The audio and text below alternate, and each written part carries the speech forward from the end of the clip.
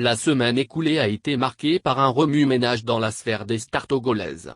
Deux artistes, l'un humoriste et l'autre chanteur, ont été arrêtés, gardés à vue et déférés, puis relâchés. Il s'agit de Nudzule Kofi alias Gogolio et Papson Moutité, Midoji Amoussou à l'état civil. Ils ont été traînés devant la justice par la star togolaise du football Cheyan Manuel Adebayor qui les accuse de diffamation. L'affaire est devenue virale sur les réseaux sociaux. Au-delà, la CEI doit faire ouvrir une enquête sur le trucage de ses compteurs, un acte pénal. Pendant une semaine, Cheyan Manuel Adebayor, Gogolio et Papson Moutité ont été au cœur des discussions, mais au finish, on est arrivé à la conclusion qu'ils servaient simplement de la comédie à ceux qui les écoutaient, comme ils en avaient l'habitude. Adebayor a porté plainte, Gogolio et Papson Moutité ont été arrêtés. L'humoriste a fait un malaise ou a fait semblant de faire un malaise, c'est selon. Ce qui a décuplé leur popularité. Ils ont été ensuite gardés et déférés devant les caméras. Et pour mettre fin au spectacle, Adebayor décide de demander leur libération. Aussitôt la demande faite, les accusés sont libérés. Le rideau est donc tombé sur ce spectacle qui révèle encore une fois que la justice togolaise s'amuse. Une chose est à relever. Le parquet s'est montré très coopératif dans ce jeu entre anciens et futurs amis. La demande de libération introduite par Adebayor est passée comme une lettre à la poste. Si le procureur de la République, Essolizam Poyodi pouvait être si réceptif dans la majorité des affaires, les prisons seraient moins peuplées. On n'y retrouverait pas voleurs de poules et de pintades. Le spectacle est fini, mais comme l'avait indiqué Adebayor dans sa demande de libération, la justice doit suivre son cours. Pas dans le sens où la star du football l'entend. Il nous souvient que dans la vidéo enregistrée par Gogolio, il était question de trucage des compteurs de la compagnie Énergie électrique du Togo, c'est. On me dit de ne pas parler, que si je parle, des têtes vont tomber. Que les têtes tombent.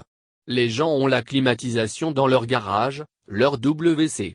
Et à la fin du mois, ils paient 22 000 francs comme facture d'électricité, dénonçait en substance Gogolio. Il faut dire d'emblée que cette affaire ne concerne pas le bas peuple qui peine à manger à sa faim et qui ne rêve même pas d'avoir la climatisation dans sa chambre qui n'est confortable qu'en saison sèche.